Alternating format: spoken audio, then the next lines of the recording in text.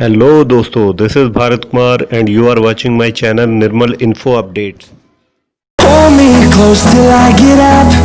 Time is barely on our side.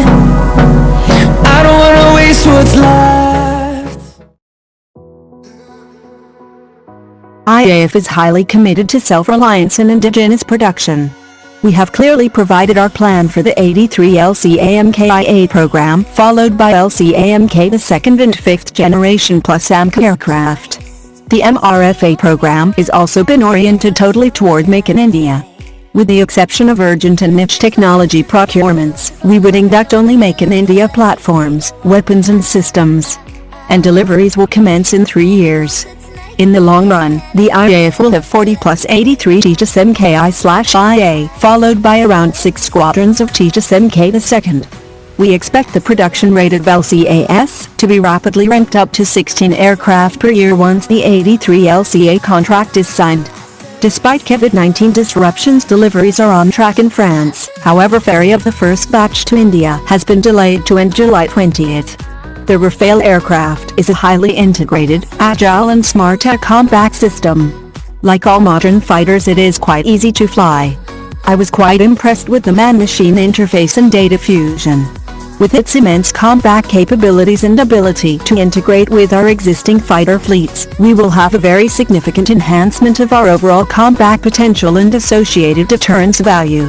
A draft negative list had already been prepared and forwarded to the HQIDS with approximate 60 items and technologies. These include various missiles, radars, EW systems, and CBRN systems. The list is being revised to add more and more technologies and systems that are available within the country, and we will provide the details when this gets finalized. The IAF is committed to indigenisation, and the current reforms and announcements by the government provide a unique opportunity for the Indian aviation sector to collaborate, innovate and establish a self-reliant aviation industry. The industry will have to commit resources, manpower, money and focus in order to grasp the design, development and manufacturing opportunities opened up in this sector based on IAF's acquisition plans that have been clearly explained to the industry. Hindustan Aeronautical Limited is awaiting approval from the Cabinet for manufacture of LCAMK-1A, the improvised version of MK-1 to be supplied to Indian Air Force, a top official said on Wednesday. The Cabinet's approval should have been received earlier, but was delayed due to the coronavirus situation, and the company is expecting it during the third quarter of the financial year, HAL Chairman and Managing Director R. Medhavan told reporters at Seoul near here, on the sidelines of handing over Tajas MK1 FOC to the IAF. HAL has an order of 83 such fighter aircraft, and once it received the approval it would start supplying by 2023, in 36 months, he said. Similarly, another version MK2 is under design stage, which will be more advanced than the previous variants, he added. Stating that the FOC variant will reduce the maintenance man-hours and turnaround time, resulting in enhanced support to IAF missions, Medhavan said 16 more such FOC fighters will be delivered soon, by increasing the manufacturing capacity from 8 to 16. When asked about setting up an assembling unit in Coimbatore, which has a defense manufacturing corridor, Medhavan said of the more than 2,000 vendors, the city has a major share and there was no plan to set up a unit so far. To another question on exports, the official said that HAL was very much interested in supplying to other countries.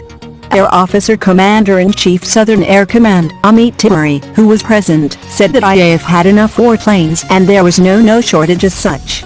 Since the FOC variant will reduce maintenance man-hours and turnaround time, which will result in enhanced support for IAF missions, there is absolutely no justification in delaying Cabinet approval to commence production.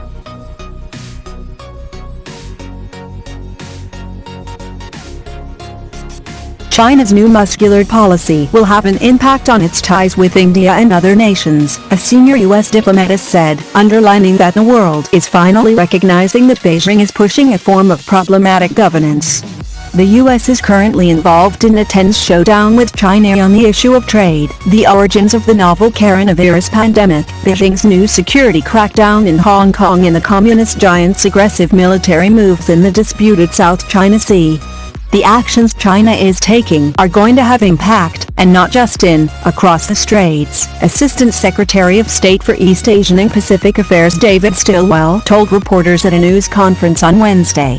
It's going to have impact in Southeast Asia, it's going to have impact with its neighbor India, and others. This newly muscular and aggressive approach is going to make the defense minister's job a lot harder, he said. Stilwell was responding to a question on the statement made by the Chinese Defense Minister General Wei Feng over the weekend that the Sino-US strategic confrontation has entered a period of high risk and we must strengthen our fighting spirit and use fighting to promote stability. Feng's remarks came amid rising tensions between China and the US, and souring ties between Beijing and Taipei. China views Taiwan as a rebel province that must be reunified with the mainland, even by force. China claims nearly all of the South China Sea, though Taiwan, the Philippines, Brunei, Malaysia and Vietnam claim parts of it. Stilwell said the world is finally recognizing that China is pushing a form of government that many only now are beginning to recognize as problematic. This most recent step from the National People's Congress in walking away from its obligations with respect to Hong Kong only demonstrates that more clearly, he said. China on Friday last introduced the draft of a controversial national security law in Hong Kong in its parliament to tighten Beijing's control over the former British colony, in what could be the biggest blow to the territory's autonomy and personal freedom since 1997 when it came under Chinese rule. In a bid to bolster its capability to deploy troops and machines rapidly at remote places including the borders with China, the Indian Air Force has inducted the Chinook heavy-lift helicopters at the Mohambari Air Base in Assam.